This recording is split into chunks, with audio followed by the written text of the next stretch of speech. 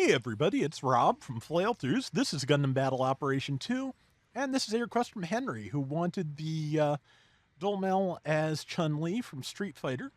I think that came out fairly well. I might have gotten the blue just a little bit more vivid. For whatever reason, just getting the right saturation and the right just color was giving me trouble. So I think it came out fairly well.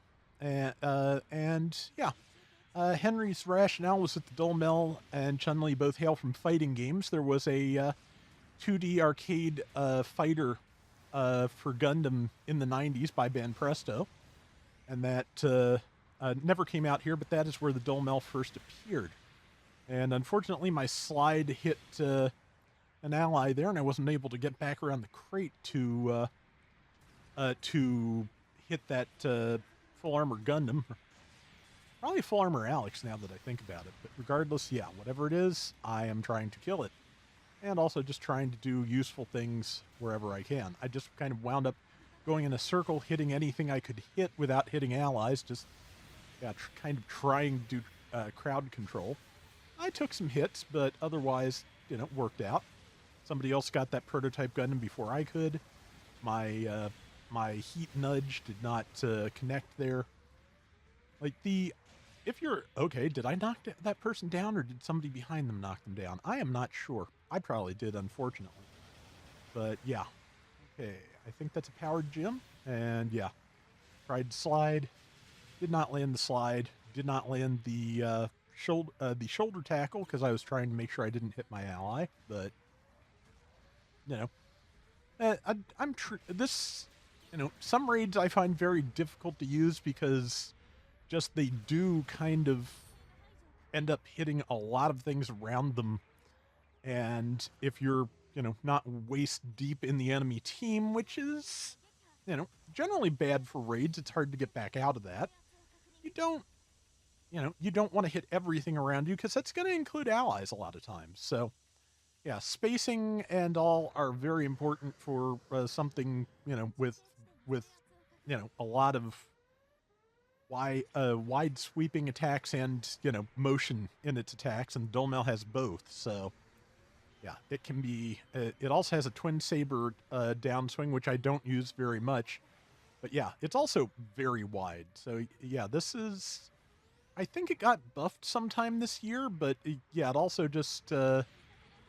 Yeah, just very easy to be a problem, for your allies, and actually a bigger one than you are to the enemy team if you're not careful. So yeah, trying to find good avenues of attack without getting myself killed, and just one comboed the full armor, so that was not bad. Let's see, yeah, now I've got two things on me, so yeah, I was trying to retreat, it wasn't quite working.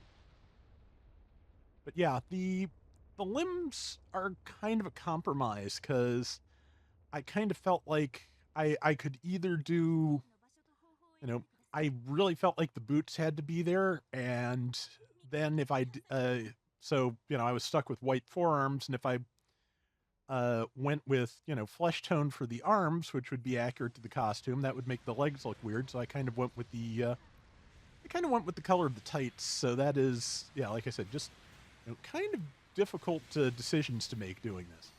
Used a tackle to finish off that full armor again, which, yeah.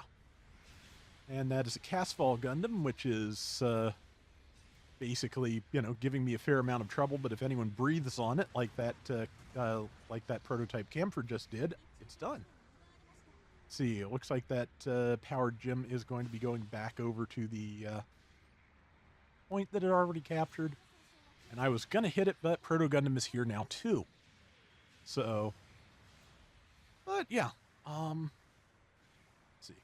Yeah, just had to put one attack into that. It was done. And yeah, now there's a couple of things here. I was not able to dodge, but I was able to not get comboed, so I'll take that. Unfortunately, the Alex released the Chop Marmor Alex released its guard just as I was ready, so I think I got bazookaed by that pilot there. I'm not 100% sure, but I think that's what happened. And here's the Castfall Gundam to capitalize on my being distracted. But, I'm doing decent damage and we've got a lead, so could definitely be going worse. And yeah, things kind of get interesting from here because we've got a lead and we're getting kind of wiped. We'll still have a lead once that wipe is over.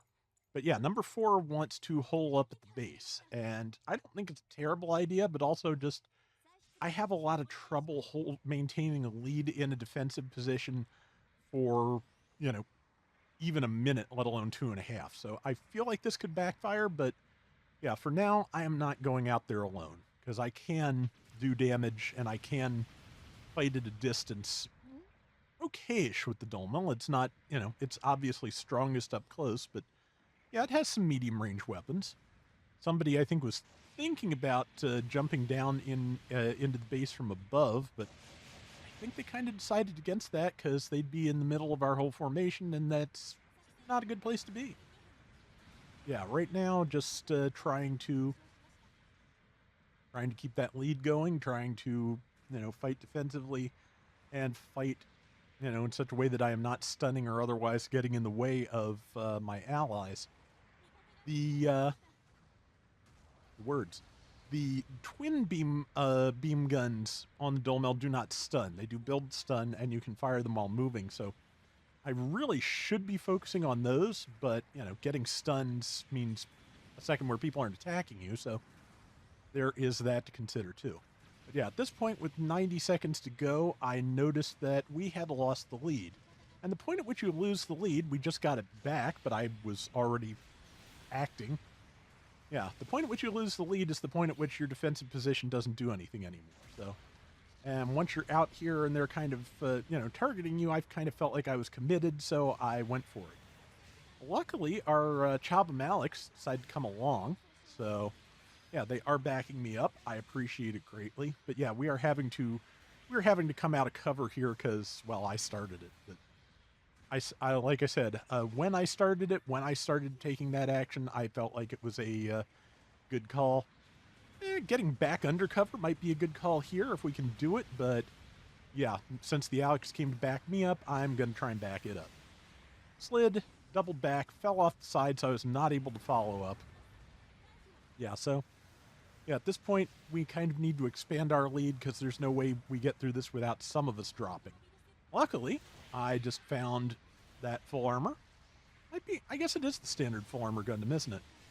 But regardless of which one it is, yeah, got some hits in on that, and now it's 10 seconds left, and I've got it and a Zaku machinery to deal with, which is not great.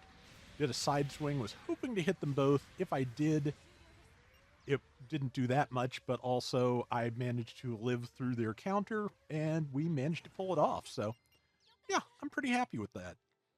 And, man, it kind of was doing the Wing Zero pose before Wing Zero was in here.